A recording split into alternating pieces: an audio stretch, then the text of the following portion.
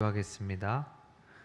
하나님, 이 시간 주님의 말씀 듣기 원합니다. 하나님, 이 시간 주님 우리에게 말씀하여 주셔서 주님 생명의 말씀 우리 마음판에 새길 수 있도록 하시고 우리에게 들을 귀 허락하셔서 주님의 말씀 듣고 그 말씀대로 살아낼 수 있는 주님의 귀한 자녀들 되게 하여 주십시오.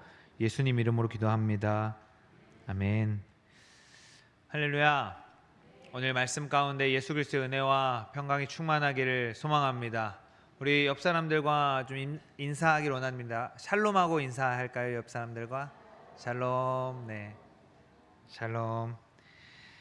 오늘 말씀 에베소서 말씀을 살펴보기 앞서서 혹시 지난주 오후 예배 설교 제목 기억하시나요? 지난주 박상호 목사님 설교하셨는데 지난주 오후 예배 설교 제목은 진짜 적과 싸우라였습니다. 그래서 우리의 적이 누구인지, 내가 진짜 누구와 싸워야 하는지, 내가 적이 누구고 아군이 누구인지 피아식별을 하는, 잘해야 된다라는 그 말씀의 주제였는데, 오늘도 그 비슷한 맥락에서 우리가 진짜 어떠한 상대들과 싸워야 하는지, 또 어떤 마음가짐으로 해야 하는지를 좀 살펴보기를 원합니다. 우리가 내가 누구와 대적해야 되고 내가 어떻게 또 어떤 목적을 가지고 그들과 싸워야 하는지 제대로 우리 안에 인지되어 있지 않는다면 그 싸움은 실패하기 마련이고, 또 싸움을 이어가는 것 같아 보이나 금방 또 지치고, 우리 모든 것도 마찬가지죠. 왜 해야 되는지 목적이 분명하지 않으면 이제 그것들의 어려움이 찾아올 때 이제 낙심하고 또 좌절하고 포기하기 이제 마련인 것입니다. 그래서 우리가 전투에 임할 때에 누구와 싸워야 되는 것인지를 분명히 알아야 우리가 담대히 또 그들과 맞설 수 있는 것입니다. 우리가 살아가다 보면 여러 위협들이 이제 우리 가운데 있죠. 우리 실질적으로 살아갈 때에 먼저는 눈에 보이는 위협들이 있을 수 있겠습니다. 사고도 있을 수 있고, 눈에 보이는 우리가 막을 수 없지만 재해들이 또 있을 수도 있고, 또 어떤 누군가 사람 간의 사이에 어떤 문제가 발생할 수도 있고, 내가 또 다칠 수도 있고, 또 내가 눈에 보이는 어떤 끔찍한 일이 실질적으로 내 상황 가운데에 닥칠 수도 있습니다.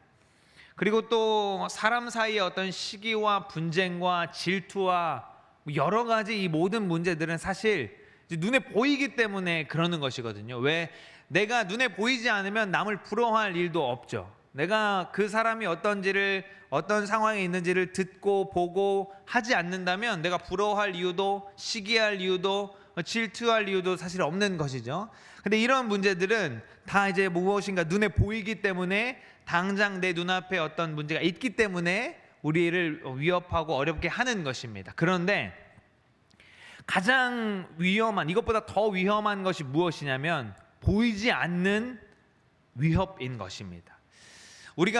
내가 어떤 몸이 다쳐서 상해를 입는 것도 물론 크게 다치면 생명에 지장을 주고 위협을 주겠죠. 그러나 내 눈에 보이지 않는 곳에 문제가 생기면 이제 그 원인을 파악하기 쉽지 않아서 더 큰 문제를 맞이하게 됩니다. 오늘날 의학이 많이 발달됐지만 옛날 같은 경우는 또 오늘날도 마찬가지로 어떤 문제의 원인, 내 병과 아픔의 원인을 못 찾아서 해결하지 못하고, 그것을 찾지 못하고 발견하지 못해서 또 힘듦, 어려움 가운데 이르는 경우가 많이 있습니다. 치료를 할 수 없을 뿐더러 눈에 보이지 않기 때문에 괜찮아 보이지만 나중에 이제 심각한 어떤 문제가 또 발견될 수 있는 것이죠. 이 눈에 보이지 않는 위협을 제가 어떻게, 우리가 몸이 아픈 거 말고 어떤 게 있을까? 내가 살면서 그런 위협을 눈으로 직접 본 게 뭐가 있을까? 경험한 게 무엇이 있을까 좀 생각을 해보다가 저희 군생활 시절이 이제 생각이 났는데, 저는 포병이었습니다. 군대에 있을 때 포병, 여러분 익히 아는 포를 이제 다루는 병사죠. 포병들은 어떤 역할을 하냐면, 우리 아군이 적 진영을 공격할 때, 쉽게 말하면 우리가 북한을 예를 들어서 평양을 공격한다. 이제 저는 해병대 나왔으니까 평양으로 상륙한다 하면은 상륙하기 전에 포병들이 이제 거기다가 이제 집중적으로 포를 쏩니다. 그래서 이제 적들을 먼저 좀 피해를 입힌 다음에 이제 우리하고는 이제 상륙을 하게 되는 거죠. 근데 포병들은 어떻게 싸우냐면, 저희들은 전쟁이 나도 적진까지 가지 않고 이제 멀리서 싸워요. 왜냐면 우리 멀리 쏠 수 있으니까. 그러면 어떤 이 포병들이 어떤 위협이 있냐면, 어느 정도 위력이 있냐면, 포를 한번 땅 쏘면 사정거리가 한 30km에서 40km 정도 돼요. 제가 지도를 통해서 보니까 여기서 위도까지 직선거리가 한 40km 돼요. 그럼 지금 위도에서 여기로 포를 쏘는 거예요. 위도 보이지도 않죠? 위도에서 바다 건너는 그 위도 섬에서 포를 이 부안읍교회 앞마당에 쐈다. 포가 한 발이 날라오면 반경 50m가 날아갑니다. 그 한 발이 떨어지면. 근데 우리가 보통 우리 팀 부대가 포가 6개거든요. 그럼 6개가 위도에서 부안 앞마당, 여기 부안읍교회 앞마당에 포를 쏘면 부안읍교회뿐만 아니라 군청, 부안 초등학교까지 사라져요. 그만큼 이 피해를 이렇게 딱 입게 되는 거죠. 무엇을 얘기하고 싶냐면, 적들은 포병을 보지 못해요. 산 너머에서 쏩니다. 그래서 우리는 실제 훈련할 때도 산 속으로 들어가서 그 진지를 구축하고 저기 산 너머에 있는 데다가 이제 포를 쏴요. 30km, 40km 떨어진 데다가 이제 쏘게 됩니다. 그러면 빵 쏘면은 10초도 안 돼서 이제 거기에 이제 포가 떨어지는 거죠. 보이지 않지만 너무나 위력적인 그런 피해를 입는 것입니다. 이렇게 우리가 나는 보이지도 않았는데 나에게 위협을 가하는 것들이 우리 삶 가운데 너무나 많이 있어요. 내가 눈에 보이고 문제가 당장 내 눈앞에 보이면 우리가 대비할 수도 있을 수 있고, 또 어떻게 보면 그거 막아낼 수도 있고, 내가 피할 수도 있고 할 수 있는데, 보이지 않는 곳에서 나를 공격하고 또 보이지 않는 곳에서 나를 조금씩 갉아먹으면 우리가 그 피해가 너무나도 이제 심각하고 방비하기가 어렵고 대처하기도 어려운 것입니다. 영적인 세계도 이와 마찬가지예요.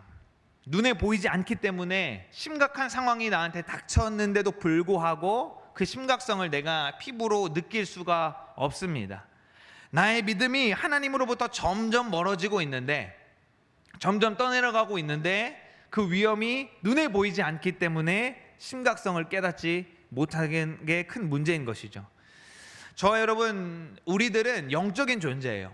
우리는 육을 입고 살아가지만 하나님께서 분명히 말씀에 영적인 존재라고 하셨습니다. 왜? 하나님께서 다른 피조물들을 모두 창조하시면서 인간은 다르게 하나님께 생명을 부어 넣어 주셨기 때문에, 그리고 예수 그리스도를 믿음으로 말미암아 우리 안에 성령이 거하는 처소가 되었기 때문에 우리는 이제 영적인 존재인 것입니다. 그래서 우리는 영적인 존재이기 때문에 보이지 않는 하나님을 믿을 수 있는 거예요. 왜? 하나님은 영이시다라고 하셨는데, 영을 믿으려면 이제 영적인 존재가 그걸 믿고 또 그것을 만나고 할 수 있는 것이거든요. 그래서 우리는 이제 영적인 존재들입니다. 우리가 눈에 보이는 이 땅 가운데 육을 입고 내 몸을 입고 살아가지만, 이것도 나이지만 내 안에 영이 있기 때문에 영적인 존재다라는 것입니다.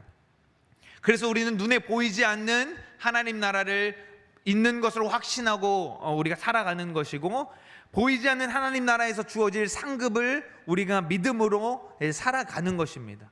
그렇기 때문에 세상에 눈에 보이는 것만 보고 살아가는 사람들이 보기에는 너무 어리석어요. 왜? 보이지 않는 것을 믿고 이제 살아가는 것이고, 보이지 않는 것을 보고 간다는 것이 너무나 이제 어리석어 보이는 것이죠.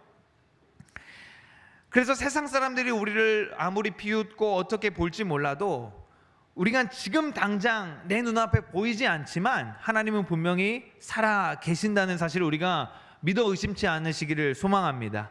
하나님의 나라는 실존하기 때문에 우리는 그것을 의심하지도 않고 그것을 당연히 믿고 당연히 그 나라에 들어갈 것을 가지고 이제 우리가 믿음을 살아내는 것입니다. 우리가 뭐 예를 들어서 여기서 서울을 가거나 어디를 갈 때 어떨까요? 뭐 버스를 타거나 기차를 타요. 그러면 저는 정읍에 사니까 정읍에서 기차를 타면 이제 그 전광판에 자 서울 가는 기차 몇 번에 몇 시에 도착합니다 이제 써 있어요. 근데 내가 그걸 타잖아요. 근데 어떻게 이 기차가 서울까지 나를 데려다 줄 거라고 생각하죠? 그걸 내가 믿기 때문에 나는 표를 주고 그 표를 탔기 때문에 나는 그걸 믿기 때문에 내가 그냥 앉아만 있으면 알아서 이 기차가 나를 서울까지 도착시켜 줄 거라는 것을 나는 믿어요. 누가 의심하는 사람이 없어요.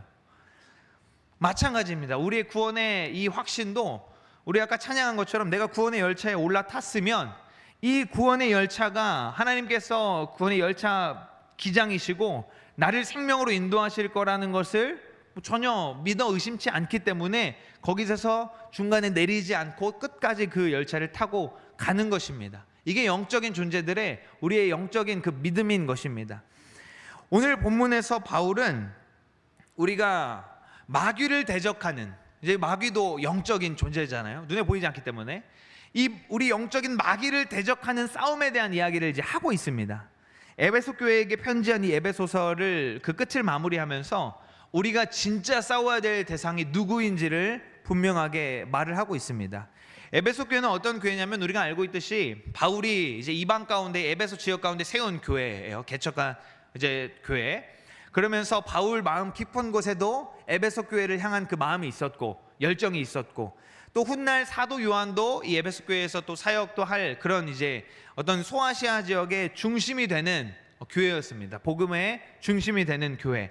그러다 보니까 그 또 지역의 특성상 여러 사람들이 모이고, 뭐 유대인들, 이방인들, 그리고 여러 우상 숭배하는 사람들이 모이고 이제 하는 그런 핵심 도시다 보니까 자연스럽게 사람이 많이 모이면 뭐가 이제 발생하죠? 분쟁과 다툼이 이제 발생을 하기 시작한 것입니다. 뭐 에베소 교회뿐만 아니라 다른 여러 이방 교회들이 이제 그런 문제들이 있었어요. 왜냐하면 마찬가지, 오늘날 교회도 마찬가지인데 각자 다 자기 나름대로 살아가다가 이 진리라는 것 하나로 한 그 점으로 모이다 보니까 처음에는 당연히 불편하고 부딪히고 분쟁이 있을 수밖에 없는 것이에요. 그러나 우리 그리스도의 몸된 교회를 이루어가는 것은 결국에는 그 성령으로 하나 되게 하는 것. 에베소서에서 바울이 성령이 하나 되게 하신 것을 힘써 지키라고 말하는 것처럼 우리가 그 안에서 이제 불편하고 다툼이 있고 하지만 이제 하나를 이루어가는 것인데, 이제 그런 시기 가운데 에베소 교회가 있는 것이죠. 거기에 이제 편지를 한 것입니다. 근데 바울이 이 문제들을 해결하는 것에 있어서 우리가 주목해야 될 것은, 우리가 집중해야 될 것은 눈에 보이는 것이 아니라 보이지 않는 영적 세계를 우리가 주목해야 라고 말을 하고 있습니다. 왜? 아까 서두에 말씀드린 것처럼 우리는 영적 존재이기 때문에 눈에 보이지 않는 영적 세계에 더 집중하고 그것을 바라보아야 한다라고 말을 하고 있습니다. 바울은 에베소서뿐만 아니라 바울의 서신서에 어떤 특징이 있냐면, 서신서를 딱 반으로 나눴을 때 앞부분은 이제 이론, 교리, 뭐 그리스도가 어떤 분이시고 우리가 어떻게 어떤 분을 믿고 우리 믿음은 무엇이고 그런 것들의 얘기를 한다면, 뒷부분에서는 이제 그 믿음을 가지고 이제 우리가 어떻게 살 것인가, 어떻게 사랑할 것인가, 어떻게 믿음을 이어갈 것인가를 이제 얘기를 해요. 그 바울의 편지의 특징인데, 이제 에베소서 6장은 이제 편지 끝부분이잖아요. 그러니까 앞에서 교회가 무엇이고 하나님이 교회를 통해서 바라는 것이 무엇이고 그렇게 쭉쭉쭉 얘기를 하다가 뒷부분에서 이제 그러면 우리가 이제 이것을 어떻게 지킬 것인가, 어떻게 이 세상 가운데서 이를 지키면서 살아갈 것인가를 얘기하는데, 이제 그것이 우리가 오늘 읽은 본문의 말씀입니다. 오늘 10절에 보니까 끝으로 라고 이제 말을 합니다. 오늘 본문 말씀 10절과 11절 말씀을 한번 먼저 볼까요? 본문 10절과 11절 말씀입니다. 읽겠습니다. 시작. 끝으로 너희가 주 안에서와 그 힘의 능력으로 강건하여지고 마귀의 관계를 능히 대적하기 위하여 하나님의 전신갑주를 입으라 라고 말합니다. 다시 말하면 이제 끝으로 이제 매듭을 지으면서 내가 앞에 이렇게 얘기한 것들, 그 모든 것들을 이제 하기 위해서, 결과적으로 이것들을 우리가 감당해내기 위해서 두 가지를 얘기하는데, 첫 번째는 나의 힘이 아닌 주 안에서 그 힘의 능력으로 강건하여지라고 10절에서 얘기하고 있죠. 너희가 어떻게 준비해야 돼, 열심히 해야 돼, 뭐 해야 돼가 아니라 한 줄로 주 안에서 그 주님의 능력으로 너희가 강건하여지라 라고 바울이 첫 번째 이야기를 합니다. 그리고 두 번째로 11절에 얘기하는데 하나님의 전신갑주를 입으라 라고 바울이 얘기를 하고 있습니다. 우리가 뭐 오늘날에는 갑옷을 입은 사람을 보기 어려우니까, 근데 이때 당시만 해도 그냥 전신갑주를 입으라라고 하면은 바로 사람들 머릿속에 지금 당장 밖에만 나가도 갑옷을 입고 있는 병사들, 전쟁에 나가는 그 병사들의 모습이 아마 떠올랐을 것입니다. 우리가 세상에 살아가는 것도 전쟁에 나가는 병사들과 마찬가지인데, 우리가 싸움을 나갈 때 뭐 여러 가지 뭐 무기가 있을 수 있고 여러 가지 갑옷들이 있을 수 있겠지만 우리는 다 그게 필요 없고 하나님의 능력으로 하나님의 전신갑주를 입어야 한다라고 말을 하고 있습니다. 사랑하는 성도 여러분, 우리가 보이지 않는 마귀의 세력들과 영적인 싸움을 계속해서 이어갈 수 있고 그들을 대적할 수 있는 유일한 방법은 하나님의 능력을 덧입는 것입니다. 우리가 아무리 사탄에 대해서 많이 알고 대비하고 준비한다 할지라도 하나님의 능력을 덧입지 않으면, 하나님의 전신갑주를 내가 입지 않으면 대적할 수 없는 것입니다. 다윗이 골리앗을 대적할 때 어땠습니까? 사울이 나의 이 왕의 갑옷을 입어라. 그때 당시에는 갑옷도 무기도 제대로 없는 시절이에요. 그러면 왕이 입는 갑옷은 가장 안전하고 어떻게 보면 가장 또 편리하고 할 수 있겠죠. 사울이 그것을 입으라고 했을 때 다윗이 그것이 맞지 않아서 이제 벗었습니다.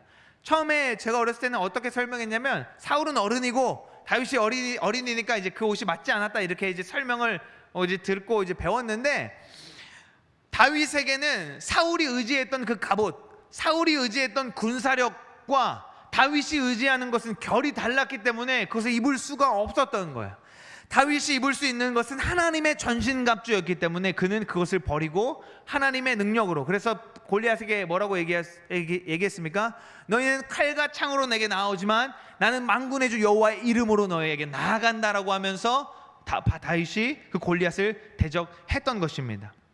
사랑하는 성도 여러분, 다윗이 만약에 골리앗을 실질적으로 싸우려고 했다면, 자, 저 골리앗의 키가 어느 정도고 어느 정도 군사 힘이 있으니까 내가 어떻게 어떤 방법으로 전략으로 무엇을 가지고 이렇게 전략을 짜야 상식적으로 맞는 것이죠. 그러나 다윗은 다 그런 것을 신경 쓰지 않고 이것을 영적인 싸움으로 바라보고, 네가 칼과 창으로 하나님의 이름을 비방하면서 나오냐? 그러면 나는 네가 그 비방하는 만군의 여호와의 이름을 내가 덧입고 너에게 나아가겠다 하면서 그 승리를 취하는 것입니다.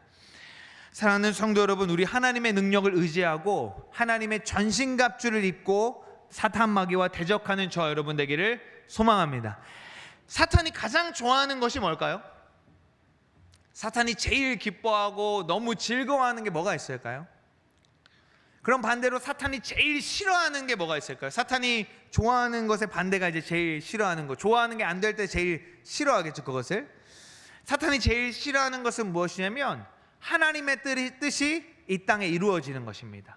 그것도 하나님의 뜻이 하나님의 자녀라고 부르는 우리를 통하여서 이 땅에 이루어지는 것, 하나님의 뜻, 하나님의 나라, 그리스도의 몸된 교회가 우리 피조물인 인간을 통하여서 이 땅 가운데 이루어지고 하나 되게 하는 것을 사탄은 싫어해요. 왜? 사탄의 그 시작이 거기서부터 왔거든요. 내가 하나님의 예배를 주도하고 내가 그 예배를 가장 앞장서는 나인데, 하나님께서는 나의 찬양보다 저 한낱 피조물 인간의 찬양을 더 기뻐하시고 더 기뻐 받으신다라고 하니까 이 사탄이, 루시퍼가 시기하고 질투하여서 하나님을 떠나버려서 이제 그 어둠의 길로 간 건 아니겠습니까? 그렇기 때문에 하나님의 그 피조물인 우리 인간이 하나님을 예배하고 하나님의 그 영광을 돌려드리는 것을 사탄은 제일 싫어한단 말이에요. 그리고 반대로 그것이 안 되는 것을 사탄이 이제 제일 기뻐하는 것이죠. 하나님의 뜻이 무엇입니까? 모든 사람이 그리스도 예수를 믿음으로 말미암아 구원에 이르는 것, 하나님의 자녀로 지음 받았는데 죄 때문에 떠나버린 그 인간이 예수님이라는 그 유일한 길을 통해서 다시 하나님께로 돌아오는 것을 하나님은 바라신단 말이에요. 탕자의 비유처럼 그 아버지가 바랬던 것 무엇이냐면 그 아들이 다시 돌아오는 거예요. 그 아들이 가지고 갔던 재산을 들고 오는 것도 아니고 그 재산이 회복되는 것도 아니고 그 아들이 그냥 살아서 돌아오는 것을 그 아버지는 바랬던 것이거든요. 그래서 아들이 저 멀리 보였을 때 그 벗은 발로 달려가서 뭐 너가 어디에 있다 왔니? 뭐 내가 준 돈 어떻게 했니? 한마디도 묻지 않고 네가 죽었다 살아왔기 때문에 나는 기쁘다라고 아버지가 말하는 것입니다. 하나님의 뜻이 이런 것이죠. 그럼 반대로 사탄이 가장 좋아하는 것은 반대이겠죠. 그 탕자가 돌아오지 않는 것. 하나님의 뜻은 그 자녀들이 돌아오는 것인데 그들이 돌아오지 않고 영원히 하나님을 떠나버리는 것을 사탄은 이제 원하는 것입니다. 그것을 너무 기뻐하는 것이에요. 이것을 잘 이렇게 비유한 책이 하나 있는데 C.S. 루이스라는 그 신학자가 쓴 스크루테이프의 편지라는 책이 있습니다. 이게 어떤 내용이냐면 이 C.S. 루이스가 사탄의 입장에서 책을 쓴 거예요. 이 스크루테이프는 사탄 중에 하나, 마귀 중에 한 명이에요. 근데 이 책의 내용이 뭐냐면 이 스크루테이프라는 마귀의 조카가 있어요. 신입 마귀예요. 신입 사탄. 그래가지고 이 사탄이 인간을 이제 자기가 맡은 인간을 꼬시고 죄로 이제 끌어들여야 되는데 이 조카가 삼촌한테 지금 내가 인간이 이러이러한 상황에 있는데 이 인간을 어떻게 넘어뜨려야 되죠? 물어봐요. 그러면 그 삼촌이 이제 마귀예요. 어떤 유혹을 해라, 어떻게 해라 라고 하면서 그 설명을 해주는 그 편지의 내용들을 모아놓은 게 이 스크루테이프의 편지라는 이 책의 내용이에요. 그래서 이제 그 책의 내용을 보면은 이제 편지니까 그 삼촌이 조카에게 이제 원수는 예수님을 말하는 거예요. 그래서 우리 원수를 대적하기 위해서는 인간을 이렇게 유혹해야 돼. 그리고 인간들은 이런 죄에 쉽게 넘어져. 그런 인간 그 지금 그런 모습에 있어? 그러면 이런 유혹을 해봐. 이런 한번 걸림돌을 놔봐. 그러면 아마 넘어질걸? 쉽게 넘어질걸? 이렇게 이제 이야기를 합니다. 그러면서 우리가 그 책을 보면서 어떤 걸 알 수가 있을까요? 사탄이 정말로 우리의 삶을 이렇게 방해하려고 하고 이렇게 인간들을 속이고 이렇게 우리를 죄짓게 만드는구나 라는 것을 조금 이제 엿볼 수가 있는 것이죠. 우리가 살아가는 이 땅에서 우린 살아갈 때에 저와 여러분뿐만 아니라 여기 있는 저도 뿐만 아니라 세상의 많은 사람들은 눈에 보이는 것들을 집착합니다. 눈에 보이는 세계에 집중하고 자연스러운 거예요. 당연히 우리 피조물들의 이 죄성이 자연스러운 것이에요. 눈에 보이는 것들에 집중하고 집착하기 마련이에요. 아담이 죄를 지었을 때 어땠습니까? 아담은 하나님만 바라보고 있으면 돼요.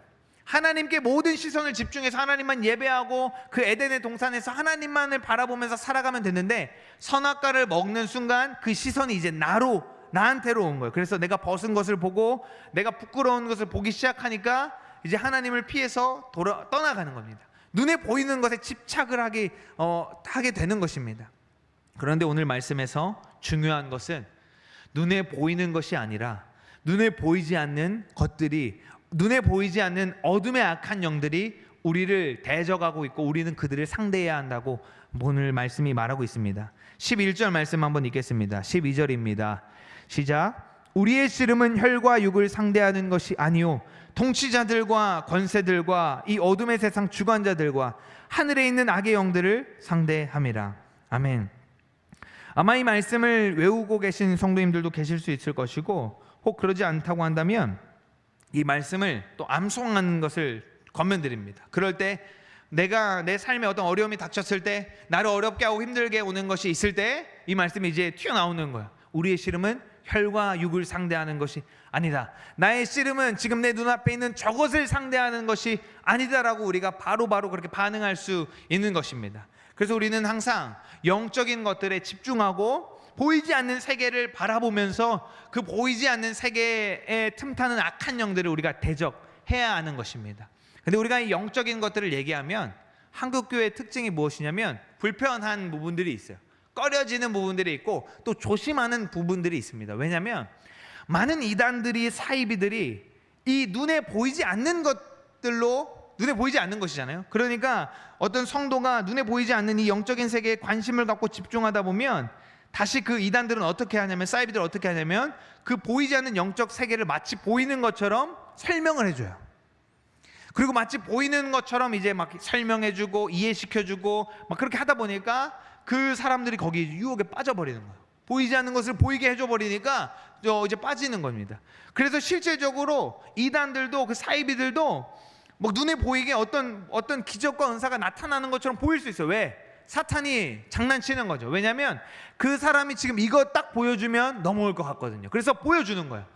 뭔가 뛰어난 일을 보여주는 거예요. 그래서 넘어뜨리고 또 유혹하고 이렇게 하는 것입니다.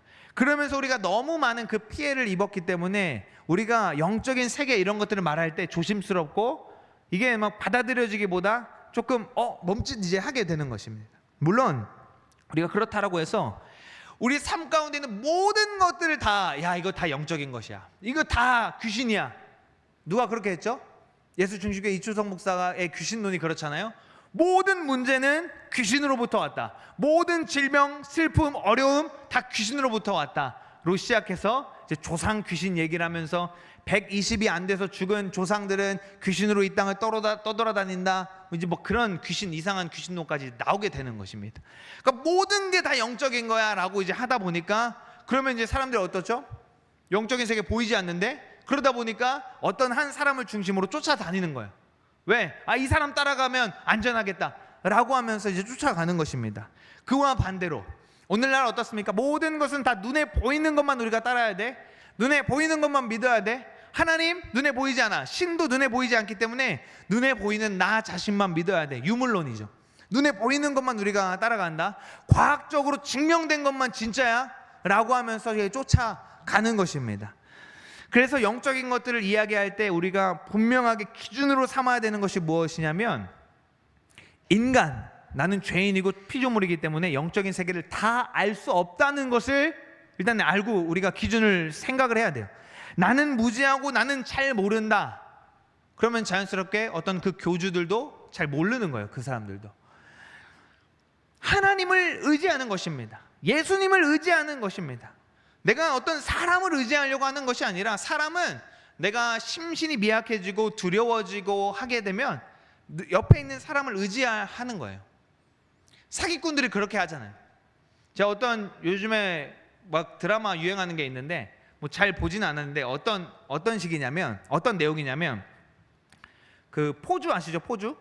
그 이제 마담이라고 하는 그 사람이 어떤 그 여자가 이제 돈을 벌기 위해서 이제 그런 데로 이제 유입이 된 거예요. 그래가지고 이제 술집에서 일을 하는데 이제 그 어떤 남자가 이제 막 자기 말을 안 들으니까 이 여자를 막 이제 폭행을 하는 거예요. 이제 그 여사장이 나와가지고 이제 너 왜 이렇게 하지 마라 이렇게 말렸는데 이제 뭐 남자가 그 이제 술도 취했겠다 하면서 그 여사장을 때리거든요. 그러니까 이제 그 여사장이 이제 그 사람을 이제 막 또 술병으로 때려가지고 막 이렇게 해결해줘요. 이해되셨죠? 그래가지고 그 어려움에 처한 여자를 이제 구해줘요. 그러면서 너 이제 병원 가서 치료해 하면서 이제 막 돈도 주고 잘해줘요. 그리고 결과적으로 어떻게 한 줄 아세요? 그런 다음에 내 사람으로 만들어서 이제 걔를 통해서 또 다른 돈을 이제 착취하는 거예요. 속이는 거죠. 가장 어렵고 힘들 때 마치 나는 너를 지금 구해줄 수 있는 사람이야라고 꼬드기면서 이제 내 사람으로 만들어서, 근데 알고 봤더니 그 행패 부렸던 남자도 다 자작으로 만든 거예요. 그 여사장이 그 사람을 때리게, 그리고 그 사람이 해코지 하면 가가지고 내가 구해주게 다 이제 설계를 한 거죠. 이처럼 사람이 심신이 약해지고 두려워지면은 이제 사람을 의지하게 되고, 그때 나를 도와주는 사람을, 눈에 보이는 사람을 의지하게 돼요. 그래서 많은 사람들이 이단에 빠질 때, 많은 사이위에 빠질 때 그렇게 되는 거예요. 그 어려움을 이제 파고 들어가지고 너 지금 어렵지? 너 지금 힘들지? 하면서 막 챙겨주는 거예요. 그래서 신천지에서도 많이 하는 게 뭐냐면 봉사활동을 많이 해요. 어려움에 처한 사람들을 봐서 봉사활동을 많이 하고 막 도와줘요. 그 다음에 거기서 끝나는 게 아니라, 자, 우리가 이렇게 잘 도와줬으니까 이제 너는 이제 우리 성도가 돼서 이제 물질적으로 여러 가지 착취를 하는 거예요. 근데 우리가 돌아와서 내가 인간의 머리로, 내 인간의 마음으로, 생각으로 이 영적인 세계들을 이해하고 다 알려고 하면 그런 문제가 이제 발생한다라는 것입니다. 그래서 우리는 기본적으로 기준으로 나는 영적인 세계를 잘 정확하게 이해할 수 없고 나는 무지하다, 나는 죄인이다, 나는 피조물이다라는 그 기준을 가지고 있어야 하나님이 말씀하시는 만큼만 내가 듣고 어떤 사람의 말에 귀 기울이지 않을 수 있는 것입니다. 사탄이 이걸 너무 잘 알기 때문에 우리 사람에게 뭔가를, 예를 들어서 어떤 사람이 내가 머리로 이해되면 나는 이제 잘 믿을 거야, 그런 성향의 사람이 있겠죠. 그런 사람에게는 아까 말한 것처럼 그걸 보여준다니까요. 그거를 알려줘 버려요. 그냥 답을 줘버려요. 그러면 이거 진짜 같은데 하면서 쫓아가는 것입니다. 얘기 나온 김에 신천지 얘기 조금만 더 하면, 제가 광주에서 이제 학교를 다녔는데 그때 한창 신천지가 문제가 될 때였어요. 제가 20살 때 13년도였는데 제가 오치동 지나다닐 때 그 큰 교회가 하나 있었어요. 전남대 후문 뒤쪽에 교회였어요, 분명히. 그런데 갑자기 어느 날부터 교회가 공사를 하고 리모델링을 하기 시작하더라고요. 그러더니 그 다음 연도에 어떤 일이 일어났냐면 교회가 부도나고 신천지가 그 자리에 들어왔습니다. 그래서 지금 그 광주에 있는 그 가장 큰 그 신천지, 거기가 이제 그 원래 교회였어요. 부도나게 만들고, 어떤 또 문제가 있었냐면 전남대학교는 전통적으로 총학생회 회장을 기독교 크리스천들이 해왔어요. 물론 거기가 기독교 학교는 아니지만 암묵적으로 크리스천들이 총학생회장을 이어갔단 말이에요. 근데 13년도 14년도쯤에 신천지 그 사람이 이제 총회장을 하게 된 거예요. 그래서 이제 막 완전 전폭적으로 전대 후문에다가 딱 자기네 그 세워놓고 이제 막 이제 그걸 한 거죠. 그러면서 어떤 걸 보냐면, 저 학교 근처에서도 어떤 일이 있었냐면, 그때 하는 얘기로 카페에 딱 사람들이 많이 있잖아요. 예쁜 여자 한 명, 그 다음에 일반적인 여자 한 명, 그리고 어떤 남자 한 명, 이렇게 셋이 앉아 있다. 그러면 이거는 신천지예요. 지금 여자 2명이 이 남자 한 명을 이제 포섭하고 있는 거예요. 어떻게 하냐면, 신천지들은 한 명을 뭐 그들을 전도라고 표현을 하면, 한 명을 할 때 5명이 이제 마킹을 해요. 그래가지고 예를 들어서 나 장평강을 이제 끌어들여야겠다 하면 이제 5명이 조사를 해요. 그래가지고 장평강이 지금 20살인데 뭐가 필요한지, 뭐 영어 공부에 관심이 있는지, 아니면 뭐 연애에 관심이 있는지, 아니면 자기 개발에 관심이 있는지, 아니면 집안 형편이 어려운지 다 조사를 해요, 몰래. 그래가지고 갑자기 우연인 것처럼 마주쳐가지고, 예를 들어 내가 영어 공부에 관심이 있다. 그러면 우연인 것처럼 딱 학교 선배 통해가지고 영어 선생님 딱 붙여줍니다, 신천지 사람. 그리고 뭐 너무 막 잘나요, 막 영어 잘하는 사람들 붙여줘요. 그리고 몇 번, 한 번, 2번 만나게 한 다음에 이제 어느 정도 단계가 지나면 다음 사람 만나게 합니다. 그렇게 해가지고 이제 빠지게 이제 하는 것인데, 이제 그렇게 눈에 보이는 것들을 자꾸만 쫓아가게 만드는 거예요. 그렇게 넘어뜨리고 내 필요를 자꾸만 채워주면서, 사탄이 내 필요를 거짓으로 채워주면서, 내가 진짜 목마를 때는 정말 그 생수를 내가 먹어야 그 목을 축일 수가 있는데, 내 목마름을 다른 것들로, 다른 어떤 음료로, 다른 간식으로 자꾸 입을 채워주는 거예요. 그러면 어떻죠? 우리 경험해봤잖아요. 목마를 때는 냉수를 한 잔 먹어야 갈증이 해소가 돼요. 근데 목마른다고 해서 음료수 먹고 어떤 다른 거 먹고 계속 하다 보면 더 목마른 거거든요. 그럼 마찬가지예요. 우리가 예수 그리스도를 쫓아가면서 우리가 영적으로 목마르고 갈급할 때에는 진짜 생수인 예수 그리스도를 나와서 그걸 마셔야 되는데, 자꾸 엄한 것들을 쫓아가게 사탄이 만드는 것입니다. 사랑하는 성도 여러분, 우리가 정말로 예수 그리스도만을 믿는 저와 여러분이 되시기를 소망합니다. 그래서 이 영적인 것들을 바라보고 눈에 보이는 어떤 문제들이 다가왔을 때 그 눈에 보이는 것만을 쫓아가는 것이 아니라, 우리가 이 영적인 보이지 않는 세계를 집중하며 바라보면서, 오늘 말씀처럼 혈과 육을 상대하는 것이 아니라 어둠의 세상에 있고 어둠의 악한 영들의 주관자가 있다라는 것을 인지하면서 그 싸움을 이어가는 저와 여러분 되기를 소망합니다. 우리 교회는 그리스도의 몸된 교회입니다. 교회는 이 땅에서 그리스도의 몸을 이루어 간다라고 이제 하고 있습니다. 그래서 교회는 어떠냐면, 교회에게 하나님이 주신 은혜가 무엇이냐면, 하나님의 일, 하나님의 뜻을 하나님이 이 땅 가운데 교회를 통해서 하시는 것이 우리에게 은혜인 것이에요. 우리 물론 이 부안읍교회 모인 교회지만 성경에서는 우리 한 사람 한 사람이 교회라고 하였기 때문에, 하나님의 일을 그냥 하나님이 하실 수도 있는데, 교회를 통해서 이 땅 가운데 이루어가는 것, 그리스도의 몸으로 교회를 부르고 그 몸을 통해서 하나님의 일을 하는 것이 우리에게 은혜인 것입니다. 근데 그 은혜와 동시에 그렇기 때문에 사탄이 가장 공격하는 것이 교회인 것이에요. 그리스도인들을 공격하는 것이에요. 분열하게 만들고 하나님의 일을 감당하지 못하게 만드는 것입니다. 왜냐하면 세상에 있는 사람들은 이미 밥이잖아요. 이미 내가 잡은 물고기잖아요. 이미 내 어항에 들어와 있는 물고기 때문에 세상 사람들이 이제 관심 없어요, 사탄은.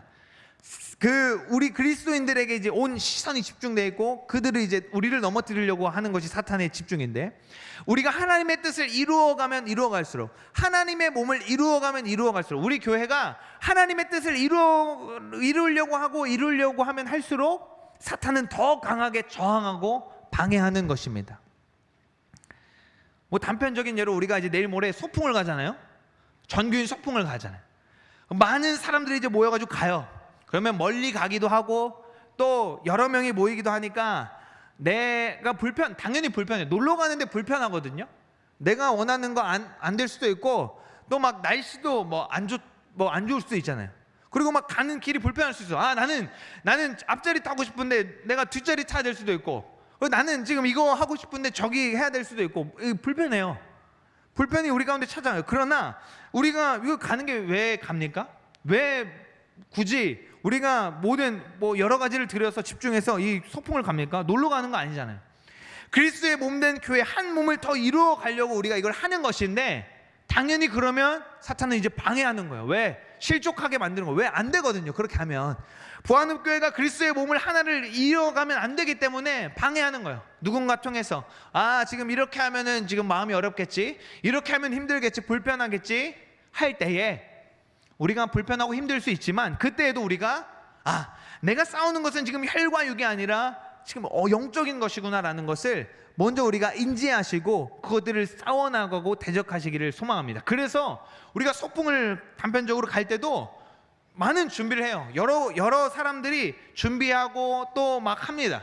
그런데 제일 중요한 거는 그걸 위해서 우리가 기도로 준비하는 게 너무나 중요한 거예요. 왜? 영적인 세계를 우리가 휘어잡아야 하늘에 있는 것들이 땅으로 이루어지기 때문에 그것이 너무나 중요한 것입니다. 그리고 우리가 그것을 할 때에 잠언에서 무릇 지킬 만한 것 중에 네 마음을 지키라, 생명의 근원이 이곳에서 남이라라고 주님 말씀하셨어요. 그러면 반대로 사탄은 우리 마음을 공격합니다. 마음을 갉아먹어요. 마음을 막 이제 불편하게 하고 어렵게 만듭니다. 왜 저럴까? 왜 이렇게 할까? 불편하게 만들어요. 그럴 때 우리는 영적으로 마음을 지키면서 이 어둠의 세력이 지금 틈타는구나 하는 대적하는 저와 여러분 되기를 예수 그리스도의 이름으로 소망합니다. 그럴 때에 우리가 더 한 몸을 이루어갈 수 있고, 그것은 결국에는 하나님의 뜻을 이루어가는 것인 줄로 믿습니다. 우리는 눈에 보이는 것들만 쫓는 자들이 아님을 기억하시고, 우리가 한 주간 살아내는 동안에 또 우리 소풍도 가고 또 이제 징검다리도 쉬는 날도 있고, 이제 10월 돼서 날씨도 좋아지기 때문에 여러분들 많이 이제 어디 나갈 수도 있고 야유회도 갈 수도 있고 이제 할 것인데, 그때에 눈에 보이지 않는 것들에 휘둘리지 마시고, 보이지 않는 하나님을 믿는 저와 여러분이 보이지 않는 그 영적인 세계를 주목하면서 무엇이 하나님의 뜻일까, 혹은 무엇이 지금 사탄이 틈타고 있을까를 주목하면서 그것들을 대적해 나아가는 저와 여러분 되시기를 소망합니다. 그래서 마귀의 악한 관계를 능히 대적하기 위해서 11절 말씀처럼 하나님의 전신갑주를 입고 승리하는 저와 여러분 되기를 예수 그리스도 이름으로 소망합니다. 기도하겠습니다. 하나님, 오늘 말씀을 통하여서 우리가 대적할 것은 우리의 씨름은 혈과 육이 아님을 다시 한번 기억합니다. 하나님, 우리는 영적인 존재이기 때문에 어둠의 세상 그 주관자들을 대적하고 그 영적인 것들을 우리가 눈에 보이는 것으로 아니라 영적으로 대적하고 승리하는 자들임을 믿습니다. 하나님, 우리가 또 한 주간 살아가는 동안에 많은 일들이 우리 가운데 찾아오고 우리 가운데 있겠지만, 그 가운데에서 그것에만 집중하지 아니하고 그 너머에 있는 어둠의 그 영들에 대해서 더욱더 의식하면서 우리가 진짜 싸워야 될 적들과 싸워서 나아가는 저와 모든 성도님들 될 수 있도록 인도하여 주십시오. 예수님 이름으로 기도합니다. 아멘.